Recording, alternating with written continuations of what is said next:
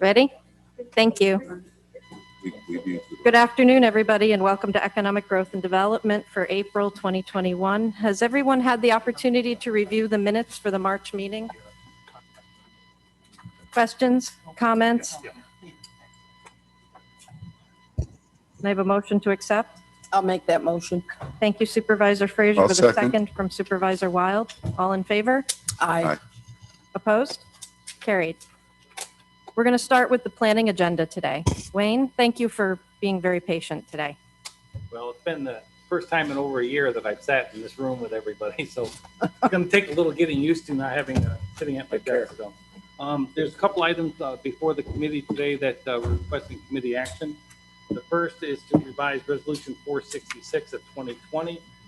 That established the Climate Smart Task Force.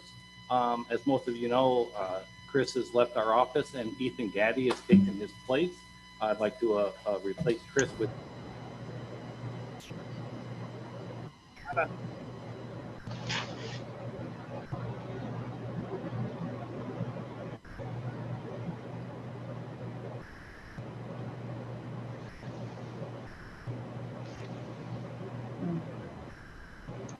welcome. So that was not part of the resolution request form, but I did actually, Julie pointed that out to me when she saw this the other day. So as part of this, we'd also like to replace Amy with Anne Marie. So if that's the board's pleasure, I'd ask to request a committee's consideration of that. Can everyone hear Wayne okay? I will attest that that microphone doesn't work well. You could have told him before he sat down. You can pull it closer though. There we go. Does that help? No. No, you can't All really right. hear. For those of you that could hear Wayne, can I have a motion? So move to include both names. Thank you, Supervisor Leggett. In a second. I'll second that motion. Thank you, Supervisor Frazier. Is there any further discussion or questions?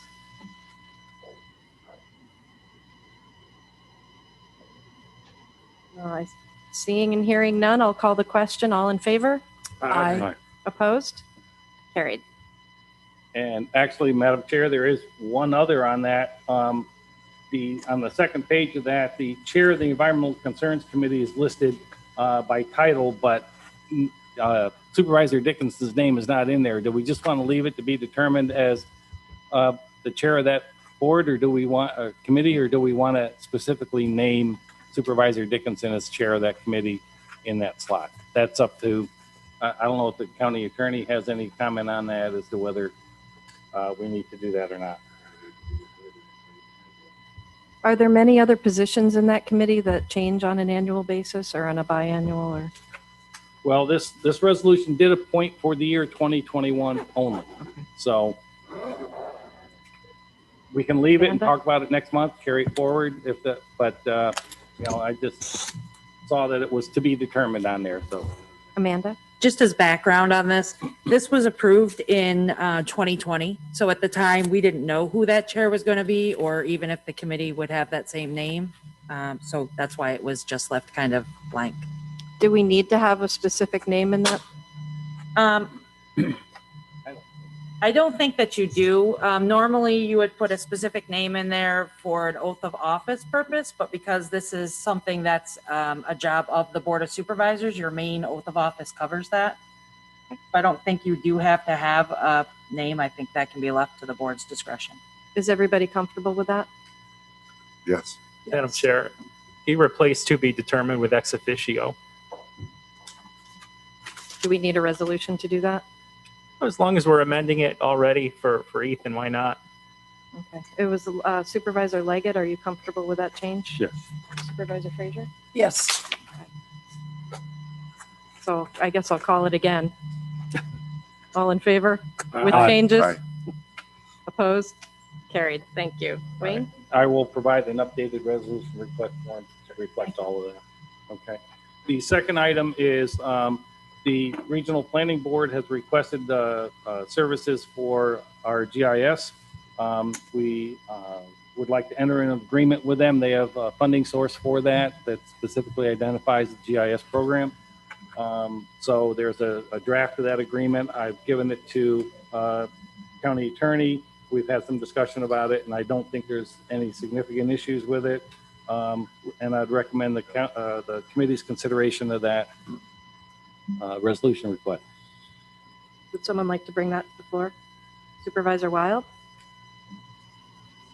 I'm having trouble clicking through my screen here, so if there's anybody that's on the committee that's not in the room, I apologize. A second?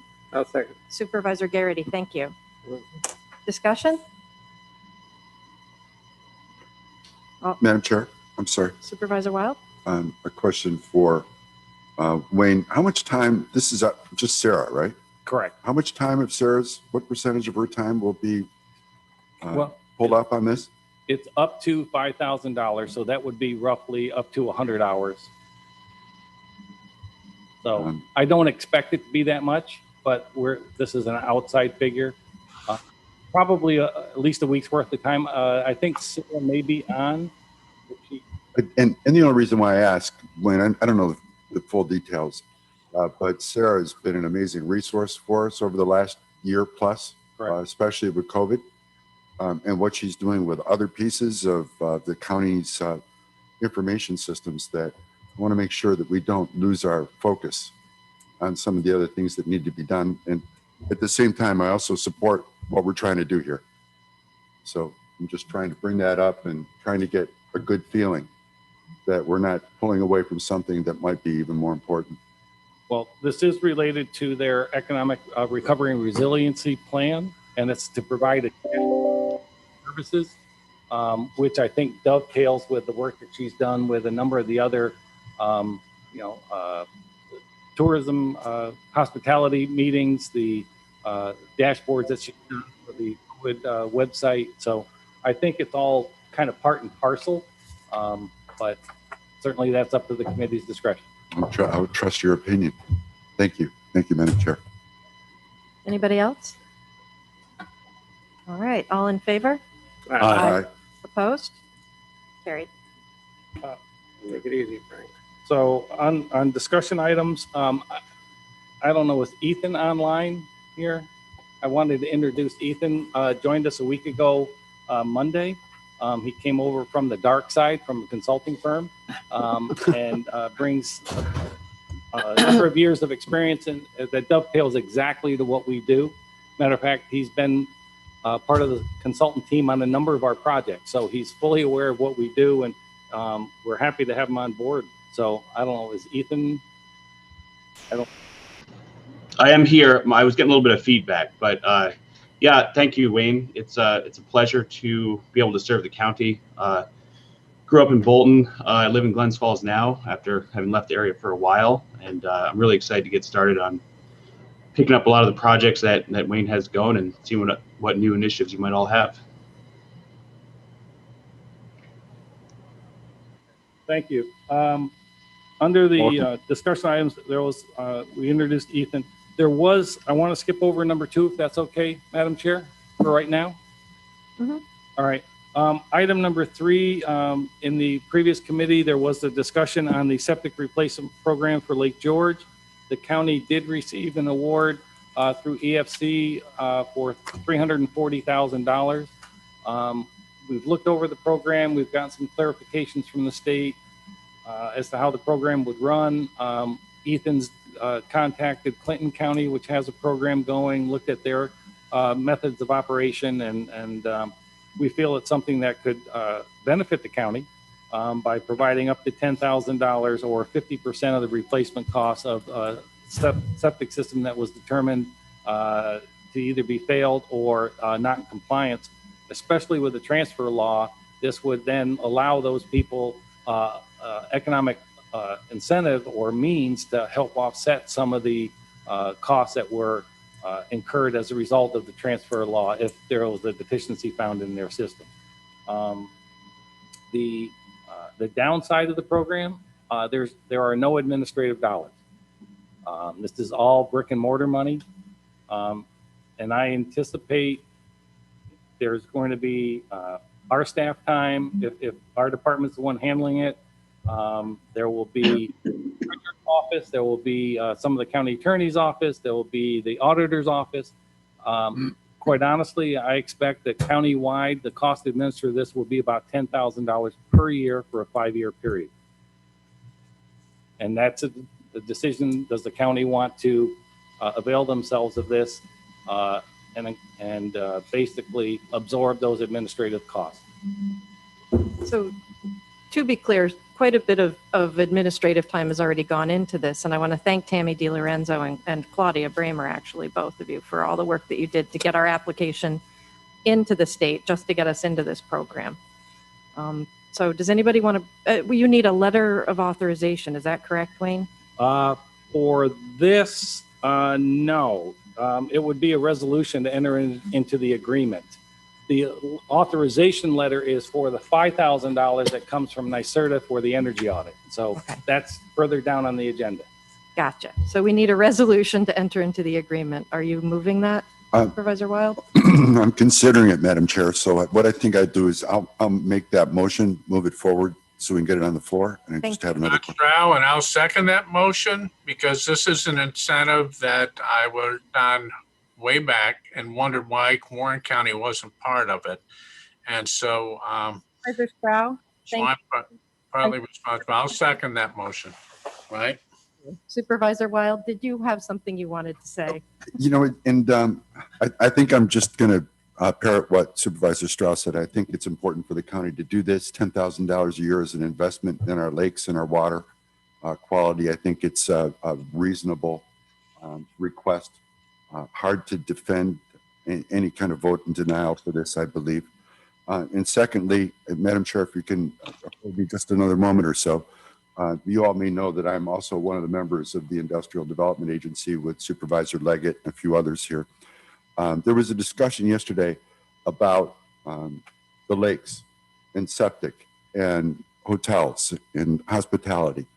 And I wanted to make it known to the board members and the public also that the IDA more than likely has the ability to offer incentives for people who want to upgrade their properties.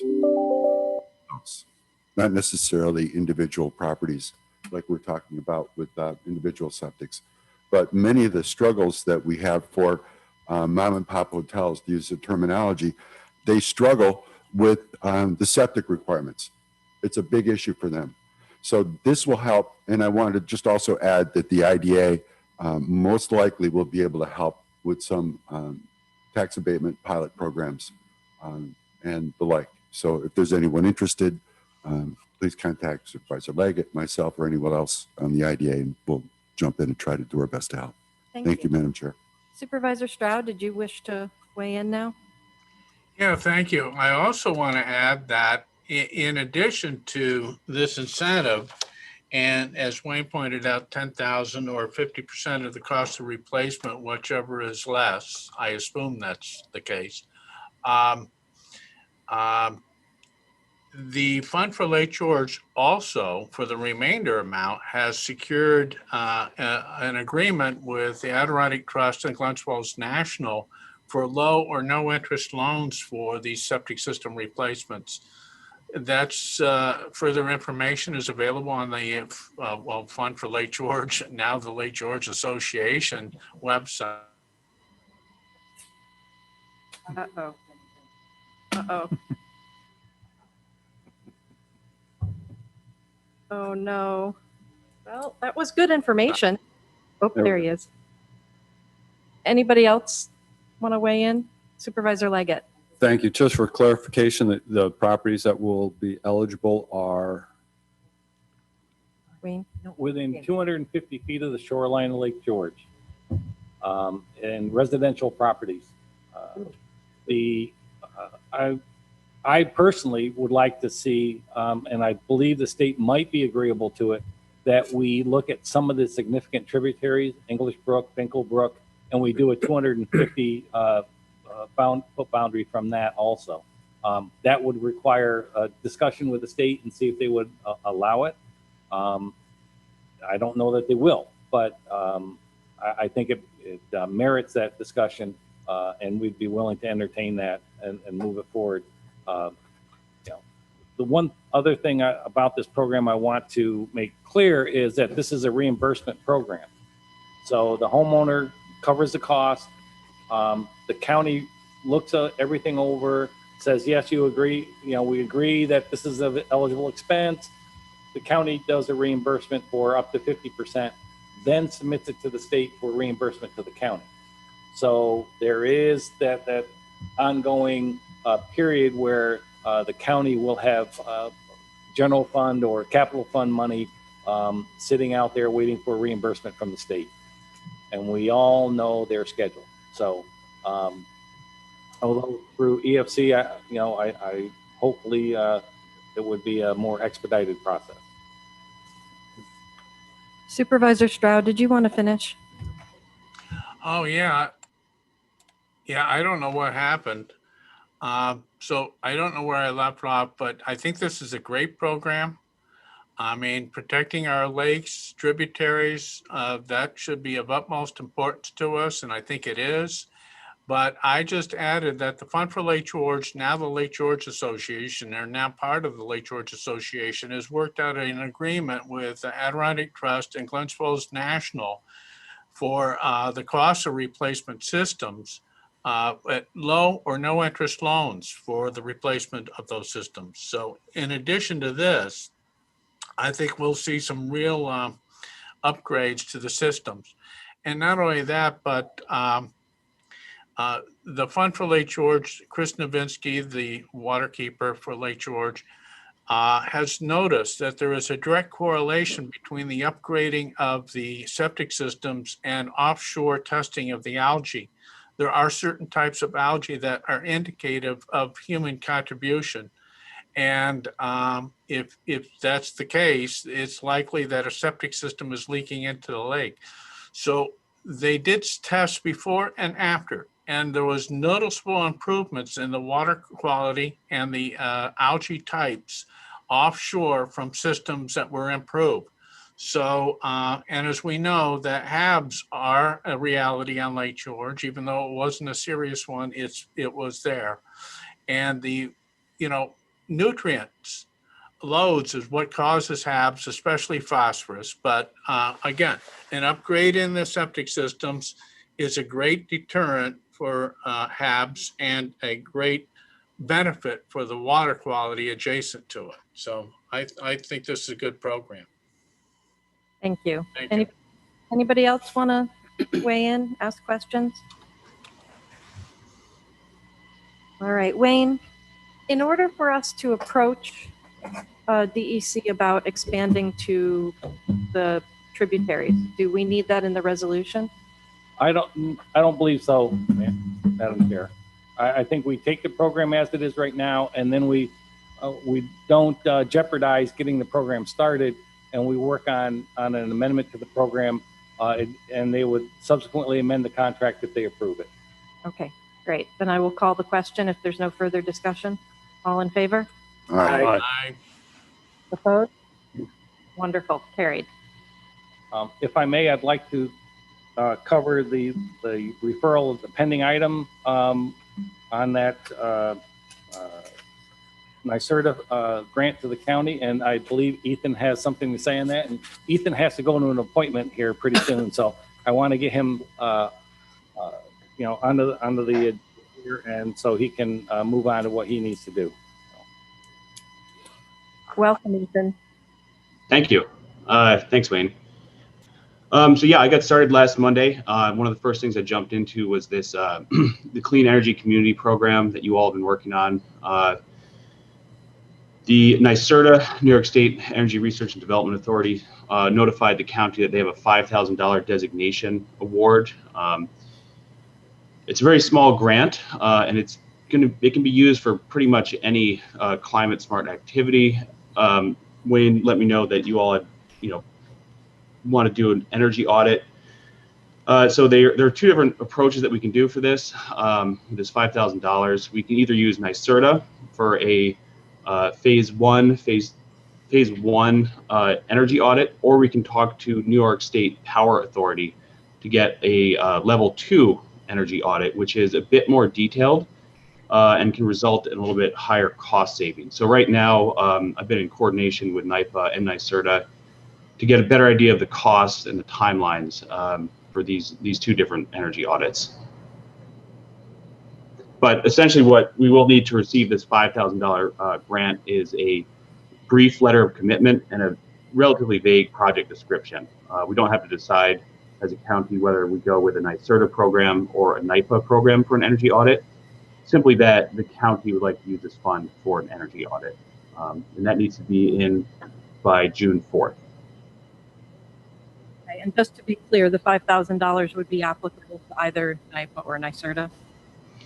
Yeah, basically, as long as we're using the $5,000 to pursue one of these clean energy community type programs, if you were trying to like modify or upgrade your electric fleet or LED lights, all of those kind of actions are eligible. I throw a monkey wrench in it.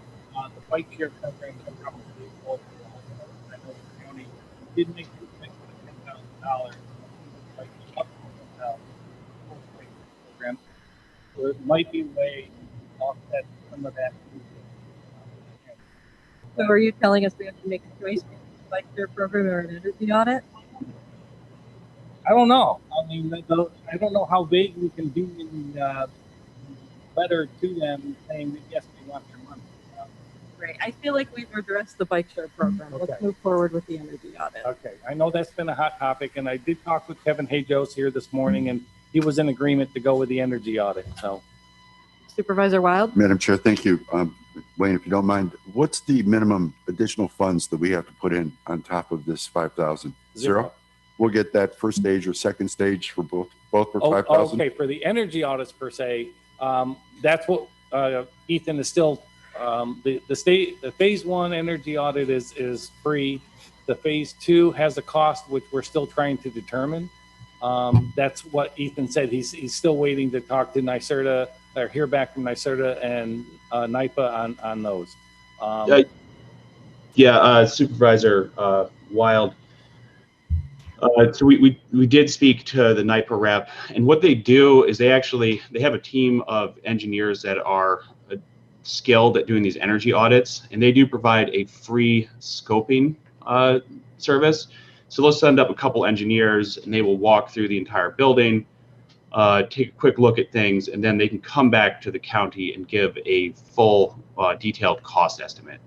Right now, they only have some basic information that I was able to mail to them about the buildings in question.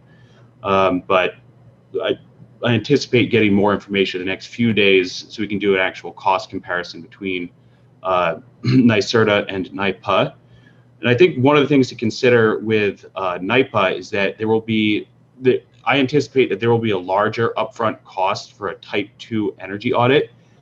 But the advantages of the type 2 energy audit is that they make more specific recommendations on the type of cost saving actions that you can take. And Tim Rose from NYPA indicated that there's a pretty quick payback period for these energy audits. He explained to me that it was generally a wash. So you do the more detailed audit, but you also get better cost saving information. So it's more of a question of more upfront money or not. And we can get you the actual numbers soon.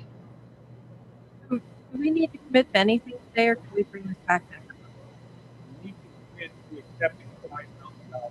We have to do that accepting $5,000. Madam Chair, I have another question for Ethan. You don't mind? Ethan, it's Mike Wild again. Welcome.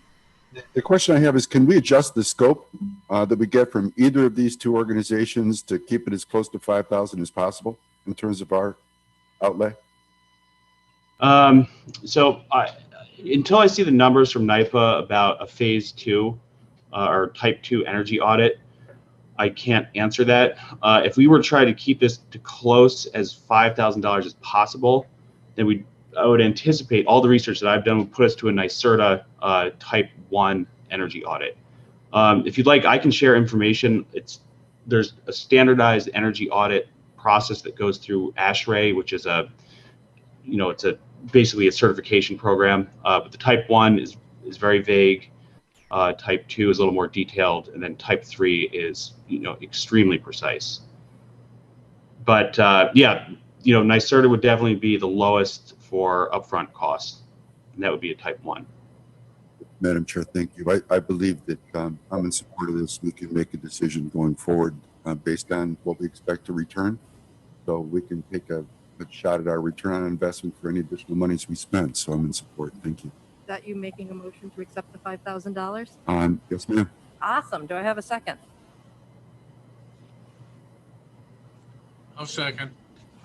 Supervisor Stroud, thank you very much. Is there any further discussion or questions? We'll move that forward and then we'll come back in May with these quotes, right, Ethan? I anticipate we should have some quotes by then. But as long as we just get a letter of support, and the only project description that we have is that we're pursuing an energy audit, we do not, as a county, need to commit to one approach, whether it's NYSERDA or NYPA, in order to get those funds. They can be very vague. Great. Great. Any further discussion? All in favor? Aye. Opposed? Carried. Wayne, do you have anything else? Well, Madam Chair, we did have an update on the capital improvement plan. We will defer that to next month, given consideration of the, that we're an hour and a half late here. Sarah's fine with that. I talked to her before we came over. So the only other item is under discussion is item 2, and I'm not really aware of. Before we move on to that, very quickly, we did have a referral from facilities this morning to be sure to include the Warren Center. I'm not sure how to refer to it. The proposed museum. The Joseph Warren Leadership Center proposal by the Historical Society. And yes, we will, when we have financials together for the various phases of that program, we will most certainly put it on the capital inventory program. Excellent. Thank you. Thank you. All right. Supervisor Leggett invited Leslie Carrison from the Northern Forest Center to speak to us today. Supervisor Leggett, do you want to introduce Leslie? It'd be my pleasure. Thank you very much, Chairwoman Hogan. Over the past couple of years, the Common Ground Alliance has been working on a particular issue about attracting new residents to the Adirondacks. We held our Common Ground Alliance forum last year that had over 200 people give input onto this strategy. Leslie took this information and compiled it along with her colleagues at the Northern Forest Center and has produced a beautiful document called A New Strategy for Attracting New Residents to the Adirondacks, or something close to that. And so I wanted to have Leslie come speak to us today as our Economic Development Committee, because this is really a good plan for any community to pick up and gives guidelines on how to do this. The Northern Forest Center works from Maine all the way through the Adirondacks, covers a lot of territory that is very similar to what we have, facing a lot of the same issues. So at this point, I'd like to have Leslie come on board and give us a little background on there. And I really encourage anybody to ask questions of Leslie, anything that needs clarification or more information. Thank you. Leslie, welcome. Floor is yours. Thanks, Craig. Supervisor Leggett. I appreciate the opportunity to present to all of you today, and I recognize that you have had a busy agenda this morning and are running a bit behind. So I think what I'm going to do is refrain from showing you the slides that I had thought I would, just in the interest of time, and maybe also to have a more rich conversation. So as Craig outlined, I work with the Northern Forest Center, a nonprofit based in New Hampshire, but serving a 4-state region, as he said. I'm speaking to you today from Saranac Lake, my home office, and as the Adirondack Program Manager for the center, and hope to have the chance to meet some of you in person in the future. So as Craig said, we have been focused on this question of how to attract new residents to the region, which was a a metric for success, I think, for our communities, how we think about whether our communities are thriving or not in terms of the demographics of the area, whether we are keeping kids in school, whether we have enough people to have a vibrant workforce, whether our civic institutions are able to be staffed with the people that they need to keep them afloat. So we see this opportunity and need to recruit and retain young people in our communities as really critical to community success. And so I think one of the goals that we've had through this Attracting New Residents initiative is just to help, whether they be business groups or community groups or government entities like yourselves, to look at this issue of how we improve our communities through the lens of attracting and retaining residents in our community. So I think that's one thing I would invite all of you to just sort of pause on and think about. So as Craig said, we had abundant input in developing the strategy through the Common Ground Alliance. There was a Warren County breakout session that had discussion for a couple of hours over 2 days that provided a lot of thought and input in terms of the specific issues in Warren County. We structured the breakout groups such that they would have these geographically themed discussions. And so the result of that, as Craig mentioned, is a written document. I'm gonna You just muted yourself. not sure how I did that. I apologize. I'm not sure where I cut out. You just cut yourself off again. It was, are you trying to pull up a slide? No, I'm not. I'm not sure what's happening. I apologize. I was trying to send a link to you in the chat of how to access the strategy, and hopefully you didn't miss too much the rest of what I was saying. So the written strategy is available via the link that I just sent, and I would encourage you all to download it. I'd encourage you to share it with comprehensive planning committees in your communities, with planning boards in your communities. I have spoken with some of the county planning staff already about the strategy. It includes tools for communities, an approach to how to think about attracting and retaining new residents in our communities, and thoughts on the attributes that are perhaps uniquely of interest to young people as they're evaluating communities to think about either coming back to, coming home to, or relocating to, especially at this unique moment in time as so many people have a new opportunity to work remotely. The strategy also discusses some of the consistent challenges that, of course, our communities face as we think about this, including things like broadband accessibility and housing availability and quality. And so as we move forward, we're going to be addressing some of those challenges while we also think about building on the strengths of the community, of what our communities have to offer. There are a number of opportunities for you as individuals and for your community to sort of stay in touch with this work moving forward. Anyone who wants to, I will also chat my email address into the chat box. Anyone who's interested in being put on a list to receive an I'm sorry, I not very good at multitasking, and I put in an old email address. Please ignore that one referencing WCS, my former employer from many years ago.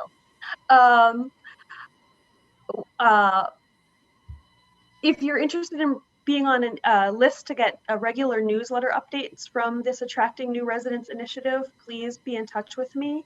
We're going to be setting up a series of webinars on topics that are relevant to the themes of the strategy, and so that would be a way to find out about those and make sure that you have the chance to either join or refer members of your communities to it. We're also going to be helping some communities step through some of the tools that the strategy includes. And if that is exciting or of interest to you, I'd also encourage you to let me know and reach out. And lastly, we will be convening what we're calling affinity groups, basically some sort of thematic interest groups or working groups around some of the themes that we see as important, but perhaps not as well served by some of the other sort of regional organizations. So, for example, we anticipate pulling one together on housing, which will be a chance to share information on that topic, which is common amongst communities, share best practices and solutions and so forth. So, that's a very light touch introduction to the strategy. But again, I would encourage you all to dive in and have a look at it and reach out to me directly with any ideas that you have about how your communities might carry this work forward. And I'd be happy to, take any questions. Supervisor Leggett, if there's anything in particular that I missed that you'd like to highlight, I'd be happy to hear that as well. Just that within the strategy, and thank you for all of that, Leslie, there's steps. There is a particular process that Northern Forest Center has found to be effective. You just want to mention something about that. Yeah, as I mentioned, there are some tools for communities. There's both sort of a guide to how to assess strengths and weaknesses in communities as one of the appendix, but there's also, as Supervisor Leggett mentions, a bit of a kind of a how-to guide to walking through a planning process. Anyone who's conducted a planning process will look at it and say, oh, that looks familiar to me. But at the same time, if you are flailing as to where to start, it can be really useful to have a guide. And so it is a way to step through the process of utilizing available information, assessing strengths and weaknesses, thinking about who you need to engage in your community, and then thinking about getting into this process of implementation. And I would say that while we are, we imagine this as a planning and community engagement process, we also see it as very much implementation driven in terms of looking for opportunities to iteratively do things to sort of show success and basically get to doing really as quickly as possible, which is always of great interest. Thank you. Yeah. Leslie, I want to thank you for taking the time and for bearing with us today, hanging in there so you could speak to this important tool for our communities. And thank you, Supervisor Leggett. Also, I know you've done a lot of work on this. I can say that the small town of Johnsburg has already convened a committee that we're looking at this document, and we'll be reaching out. And I encourage all of my other communities around us to do the same. Does anybody on the committee have any questions for Leslie while we've got her here? John. Oh, Supervisor Stroud, go ahead. Oh, thank you. Yeah, Leslie, thank you for the presentation. It is an important topic for the Adirondack region. I imagine, and you can speak to this if you wish, that 3 key ingredients are going to be jobs, affordable housing, and broadband. Yeah, absolutely. I mean, I think, as I mentioned earlier, we need to build on our strength and address our challenges. And I think you just outlined our top 3 challenges. I think that what we are advocating for is to not get so hung up in those challenges that we don't make holistic progress overall in developing our strengths and finding a path forward for our communities. So certainly, looking for opportunities to move the lever on those key issues is really important. But I think, just to illustrate one example, the pandemic has created this sort of new approach to work where jobs and place aren't as tied together as they used to be. And so I think that has kind of shaken up the jobs question to a certain extent and has created new opportunities for example, a resident, someone who went to high school in one of your communities who wants to move home and has a job that they can take remotely.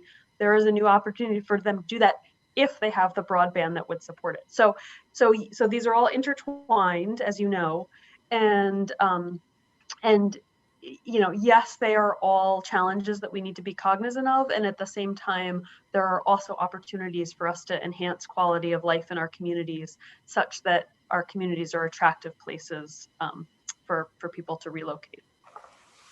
Thank you. Is there anybody else on the committee that has a question? Anybody not on the committee? Madam Chair. Supervisor Wild, go Thank ahead. you. Leslie, thank you.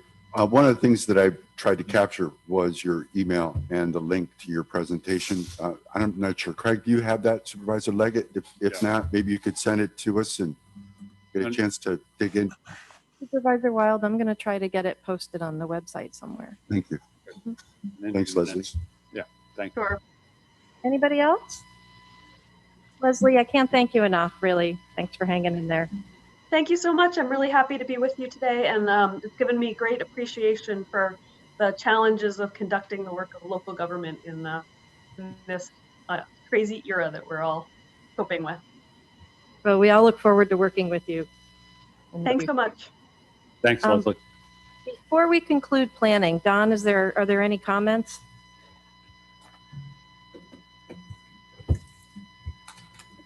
Don, are you still with us? Oh, yes, I am still here. Thank you for inquiring, but we do not have any comments on YouTube as of now. All right, thank you. Moving on, we will go to workforce training and development. Liza, I'm sorry? Madam Chair, there's one other item. There is? My discussion with Chairwoman Sieber just a minute ago, there's something that we want to bring to the committee. Resolution 232 of 1991 established the county's fair housing plan. In there, it authorized the chairperson of the board to appoint a fair housing officer. Looking at all the records in the county attorney's office, there is no record of one ever being appointed. My recommendation is that we've always assumed it was Patricia Tadich, but we would need a formal appointment because I need to submit that with the application for Countryside. And that's where this came up as part of the certification process. I have to identify our fair housing officer, and I have nothing that really definitively does that. It's subject to the chair, but her request was that it be vetted through the committee. And that would be you? It'd be Patricia Tadich. Right. Got it. Whatever. Make that motion if you like. I don't think it's a resolution. Correct. Okay. May I? Did you want to say something? Go right ahead. Thank you, Madam Chairwoman Hogan. I think this is just a matter of putting it on the record. Please correct me if I'm wrong, Ms. Allen. It's an appointment from the chair, and I certainly appreciate, Wayne, you bringing this up today. We want to catch all of those as quickly as possible, and that's a great catch. So I just wanted the board to be aware of that additional appointment that would have normally taken place when there was a vacancy.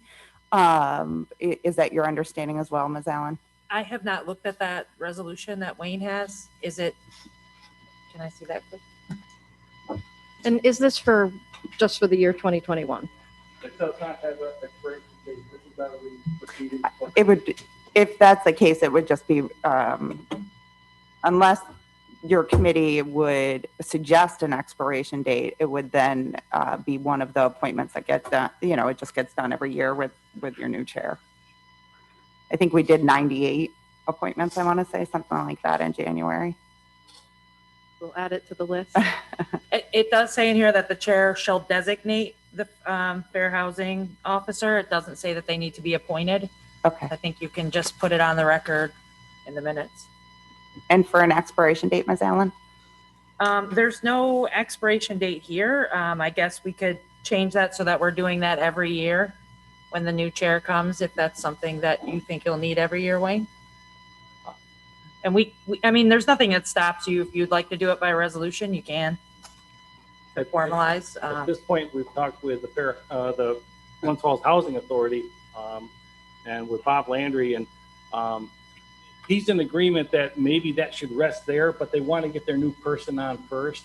So he said if we can run something at least through this year, then we'll revisit it beginning of next year as to whether there's the And I have not yet answered the question as to whether it's a conflict to have the Glens Falls Housing Authority act as a county fair housing officer. We need to explore that. But so for right now, as I said, for years since I've been here, 40 years now, it's always been assumed that it was Patricia. So, but there's nothing definitive that Amy Turcotte could find in the record. So. So we don't need a resolution. May I follow up? Go ahead. Thank you. Out of an abundance of caution then, Ms. Allen, if it states that the chair shall make the appointment, as you said, it doesn't preclude any type of a resolution. If this committee would support it, I would then suggest just to memorialize it so that it's part of the record moving forward every year. It may be in our best interest to add it to that long list of different appointments and to have a resolution.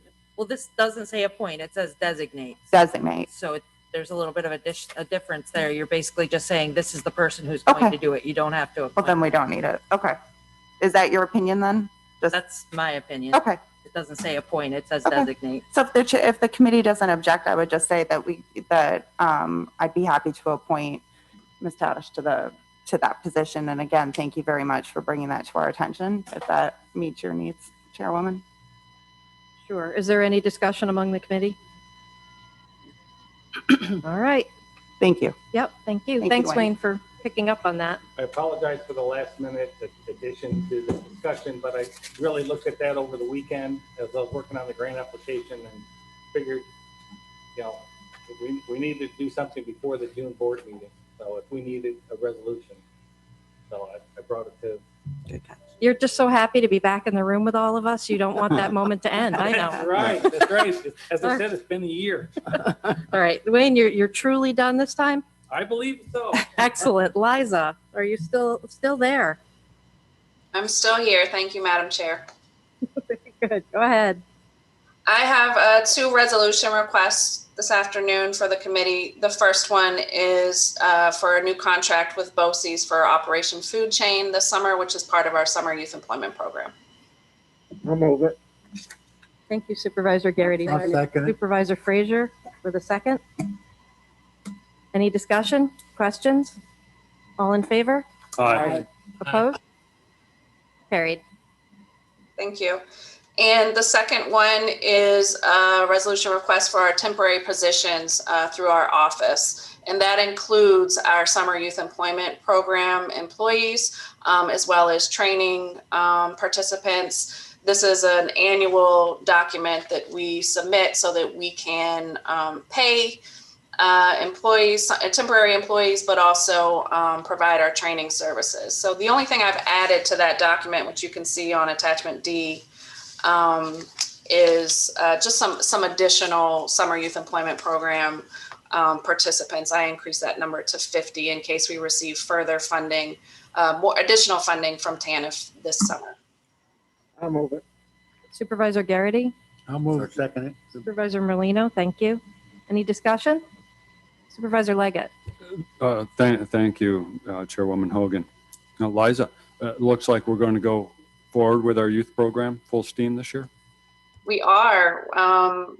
We already have many applications. 21 have already qualified for the program, and the application deadline is next Wednesday, the 28th. Thank you. And how many places of placement do we have? So for work sites? Work sites, thank you. They're still coming in. There's a lot more interest, which is great. And every time I speak with a business, I ask if they're interested in having a summer youth. We do need more in Queensbury and Glens Falls. We have plenty in the northern part of the county, which is great. So I'm continuing conversations with work sites. I can get an update for where we're at now, or by the end of the month, where we're at with as many work sites this year. And does it look likely that you'll get more funding for this year? Well, I feel like I always remain optimistic. We know this is an important program for youth, and we know that work sites can use this help. So I'm optimistic that we will have the same amount as last year from TANF or more. All right, that would be great if we got more. All right, Queensbury and Glens Falls, this is free labor and you're helping kids develop very, very valuable work skills. So get out there and help Liza promote this. Did I need to call the question on this? All in favor? Aye. Opposed? All right, great. Liza, do you have anything else? I'm happy to share any employment and training updates, but I know it's been a long day for you guys already. I don't want to be what holds you up between lunch or anything else. But I'm happy to share we're moving forward with 2 virtual job fairs this week. So we have Job Discovery on Thursday, and then we have the high school virtual job fair with BOCES on Friday.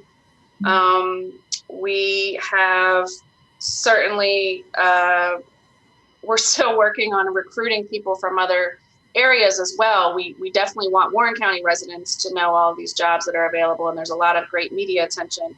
But we also we may need to recruit from other areas, and so we're continuing those conversations every Thursday.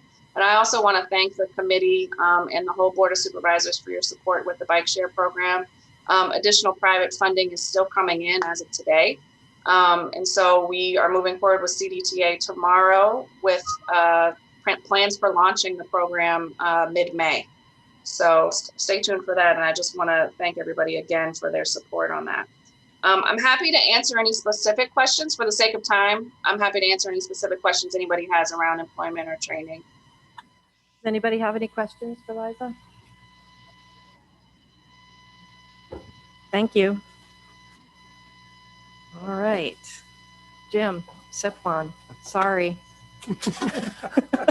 I don't know if there's anything worse than being between you and 2 hours from when you were supposed to end, but I'm still glad to be here. And I've loved being here because I've realized just how integrated all the things that all the various components are really, that they're working on really are. And that's always heartening. As Liza said, as Leslie said, we could wind up overlapping with each other quite a bit. But my goal here today is just give you a couple of key updates. I think there's things we haven't told you for some period of time that are really important that we share with you. Do you mind throwing those charts up? It's only a couple, so it'll go really, really fast. I wanted to tell you that our last 30 days has been dominated by the annual meeting process of posting everything that the state requires and the ABO requires for both the EDC and the LDC. In fact, I think between Chairwoman Sieber and I, there were times when we probably felt like we were full-time LDC engaged, but we're coming out of that now. And there's a couple of key themes that I want to share with you around what's happening in the economic environment in our community, what's happened with the broadband work we've done, some updates on communications. Can we flick through to the next one, please? So this chart is updated from the last time I showed you. I think the last time I showed you, depending on which version it was, either had 58 or 65 total projects. So in that period of time, there are now 83 active business inquiries. That could be an existing business that's looking for help or to expand, or it could be a net new business that is inquiring about our community. 83 is a lot. And we go through this process every few months. None of these are things that have been on our docket for a year or longer. And so not all of them turn to fruition either, but they continue to be spread between almost evenly between the city of Glens Falls, the town of Queensbury, and the rest of the county. We watch that very carefully to make sure that we're serving all aspects of our local and regional economy. There's a couple of key items I want to point out to you. There are 2 fairly large-scale manufacturers in the town of Queensbury that are looking to expand, and they're not the ones that you're thinking of. I can't tell you who they are right now, but I was surprised myself. They are looking to navigate their way through the financial process of dramatically expanding their facilities and adding jobs.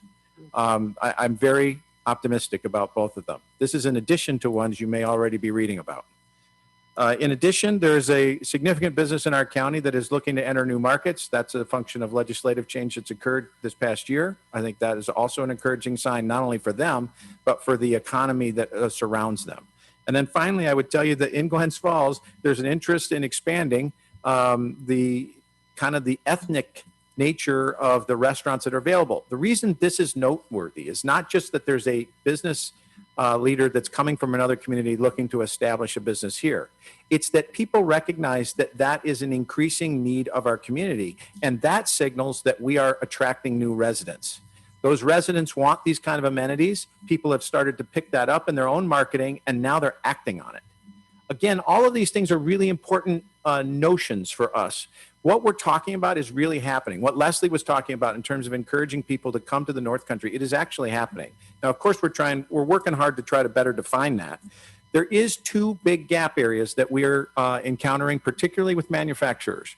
And in the LDC, we talk about this quite a bit, but there are two areas that have not been addressed by the funding that's made available. One is supply chains have changed and expanded. So if you need raw materials, you have to buy more of them, you have to buy them with a longer lead time, and you have to hold more of them. That is causing you cash problems. It's causing you to decide whether to hire people or buy raw materials. I'm not making this up. I've talked with 3 businesses that are literally going through that dynamic, and there is no program that specifically addresses that. The other thing that I've been told by 2 manufacturers now in the area is that material cost increases around planned development that they had slated before the pandemic have waylaid them. If your costs have gone up 20% over the past year and you only raised enough money to do what you had originally cost estimated for, you're stuck. Now that's important for us because these are job opportunities for us that are being held up through no fault of that business. What they did was follow our guidance to essentially stand down and operate within the confines of the COVID guidelines. But they come out of it realizing that wood and steel cost more than they did when we went in. We're going to have to figure out how to help here. And this is a conversation that I'm directing primarily at the LDC to see whether or not we can orient some of the local funds. I'm going to tell you this is really important to us. And it's important that we figure out how to keep the balance between a independent entity like the LDC and the IDA and some interconnectedness between the information that we're able to get and you're able to discern from your own constituents and our ability to step in and help. I think we can find the right balance here. I think if anybody suggests to you that they have to be completely independent, that's crazy. What has worked for this county is the public and private entities coming together over the past year. Supervisor Wild and others built task forces and working groups that essentially brought people together who are not used to working together, but are working together really well now. It's an actual model that others are looking to replicate and follow. Do not get deluded by the idea that we should do it the way somebody else is doing it when they're not doing it well. You're doing things well. We weathered this crisis better than almost any entity in upstate New York. We are the best case scenario. We have good practice. We need to figure out how to fill the holes that are presenting themselves to us, and we got to figure out how to keep doing what we're already doing well. If you mind, we can click through to the next one. We've been getting a lot of attention on broadband. This is not a mistake. You mind going back? I'm sorry. Obviously, you know that we've invested in updating our broadband inventories. We ran through the survey. We finally took it down last week. We got 1,500 households in Warren County, roughly a little more than 5%. I really wanted more, to be honest, but the vendor that we're working with says the single greatest output that they've ever seen from any of these efforts that they've done, not only here in New York, but in other states. That tells us something. It tells us that we did a great job of communicating to people that this was a need and that we were serious about fixing it. And by the way, I'm not the only one saying it, although sometimes I am the one saying it on these outlets. Channel 13 did a huge story. Mark Mulholland went up to Thurman and he did a big story. Literally 2 weeks later, NPR did a follow-up on that story. And the reason I found out about that, as I remember talking to them on the phone, but I really didn't think much about it, is that people started calling me from Washington, D.C. and Florida and California and saying, hey, by the way, it's pretty cool, Jim, that you're on NPR, but what the hell are you doing with broadband? Because whatever you're doing, man, people are talking about it. This is important, not because it had to do with me or even the EDC. It's important because Warren County had literally millions of impressions. We were making not just a statement about how we're looking to fix it, we were extending ourselves into the problem. You did that. All we are is your vessel. I really want to commend you for your leadership. You recognize this was a problem. You recognize we needed to do more than we were doing, and we all locked arms and we got busy with it. Now everyone's paying attention to the way we're doing it. The next steps, well, we're going to start to put this data together. Next time I come see you, I'll start to show you some of that data. There are a couple of pockets where I still feel like we didn't quite get all the information we want. Those tend to be communities where there's a high seasonal population. Places like Lake Luzerne or Hague, small groups where a lot of people live there only part of the year. Now, interestingly, in other places like North Creek, where it's also like that, we were able to. I think it was because the school districts there took it so serious. I think they made it literally like your homework. You had to come back showing that you had taken the survey. But the point is that we will probably need to do a little bit more work this summer when residents do come back to those places to make sure that we're capturing those pieces that I feel like would add to the story. In addition, Glens Falls, the mapping of the downtown Glens Falls fiber map has turned out to be very complicated. We'll probably, at our own expense at EDC, we will probably go back out to do another inventory assessment to ensure that we have not just the most current information, but that there's a lot of detail around how much you can disclose about what carrier has what route. And so we have to try to stay above the fray there so that all the work we do doesn't get hung up by arguments between carriers about what we are or not sharing that's appropriate. So there's two phases of this work, which we will continue to do. It will largely be blind to you, but we'll add to the data set we already have. The next thing is for us to get together with not only you, but with others across the region to figure out how to magnify the information that we have into a bigger data set to approach this problem on a larger scale. We're working with the Lake George, Lake Champlain Planning Board to put out an RFP probably under their cover because they work across multiple counties. We would essentially fund that from the EDC to be the Warren County component of that. And right now, we're the leader of that. Other counties are asking for us to define that process. They've already gone down the exact same process of inventorying and surveying their people that we did. And so I think we're going to have a great data set. We're going to have the great opportunity to continue to lead here. Now we can click through to the next one. 2 weeks ago, Senator Schumer came through town. This, by definition, was a low-key event. They asked, because of the times, that we not engage a lot of people. However, Chairwoman Sieber came down and represented the county wonderfully well, very gracious in terms of being able to reflect on how the aid that is coming from the federal government to Warren County and to other entities in this region is both welcome and how important it is. But in addition to that, we were able to bring the stories of people from our community to the fore. I was really proud of the fact that nobody from the EDC spoke. This isn't our show. We are your vessel.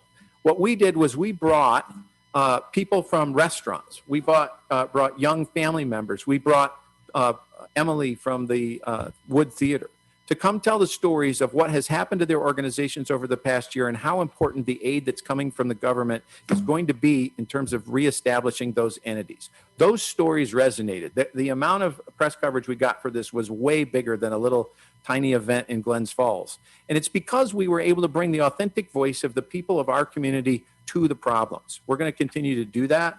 I really felt like this was a slam dunk. I really want to thank you, Chairwoman Sieber, for your, I'm sorry, Supervisor Hogan, for attending and helping us make this low-key event outsized in terms of its impact. This is not about who was in the room. This was about what was said and who was paying attention. And I think it's also important to understand that I'm pretty certain we're going to continue to get more of these visits from both sides of the aisle because we're turning out to be a fairly interesting place to cover. And I like that. In fact, if you look at the other side of the chart, we've been tracking what's happening with the people that are following us. It's now clear that there are more people that follow an EDC, doesn't really matter which social media feed we're talking about, LinkedIn, Facebook, any number of them. There are more people from outside of Warren County that are following us than from inside of Warren County. That's good news for us. That means that people who aren't from here are trying to figure out what's going on there, and hopefully some of them are going to come here. Okay. Last thing I wanted to tell you about some of the stuff that some of you may actually be involved in. Really continue to be proud to lead these task forces. There's the Monday task force that Mark Bean leads, which is based around hospitality and tourism concerns. I lead the economic recovery one that Supervisor Wild had initially established. And these are turning out to be wonderful places for problem solving. The ability for us to keep this going with public and private partnership, I think, is an important aspect. And we're about to add a third, which is going to be focused on larger housing strategy, ties neatly into some of the other initiatives we've been talking about here. And this is not just about affordable housing. This is about housing at large. How do we figure out what's needed by the people who might want to come here, open businesses, or bring their professional lives here? If we don't have it, how do we incent it? If we're incenting it and it's not working, how do we market it? All of these things need to be addressed by a combination of public and private players who have both skin in the game and who just have a genuine community interest. But we already have a working model for that. So we're encouraged that we're going to be able to build on that. And the last thing I wanted to mention to you is we continue to try to figure out what's the best way to develop both Queensberry Park and the city's Tech Meadows property. And it's a really important thing because there's a lot of kind of one-off inquiries. Sometimes I share them, for instance, with Ryan and others. I'm not that interested in a one-off inquiry. I'm interested in trying to figure out how we get our heads together around a strategy that we're going to be proud of for the next 20 years.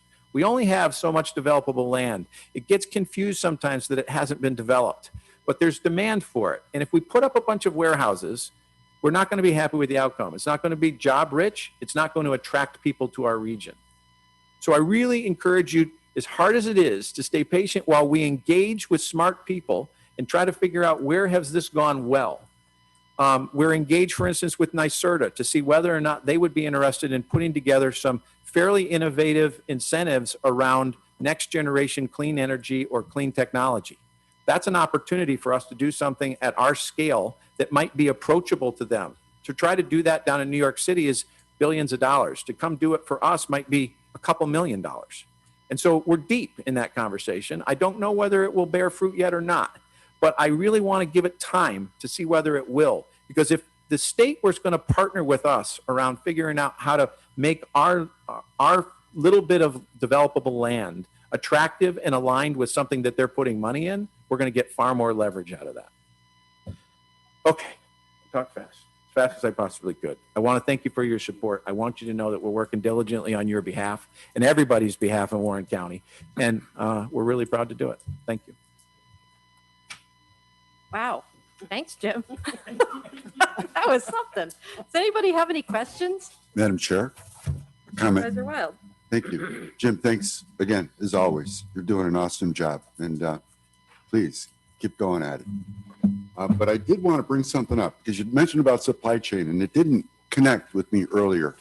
But very early on in the task force, when we're talking about trying to figure out how to open tourism in Lake George, there was a discussion about creating a buyers group for certain types of stock so that everybody could draw upon instead of everyone else, all these, maybe the hospitality group, maybe it's others, that are trying to manage this supply chain issue, right? We all know of and probably heard about how many container ships are outside the port in California trying to get offloaded, right? It's a big issue with our supply chain. Many things still coming from overseas.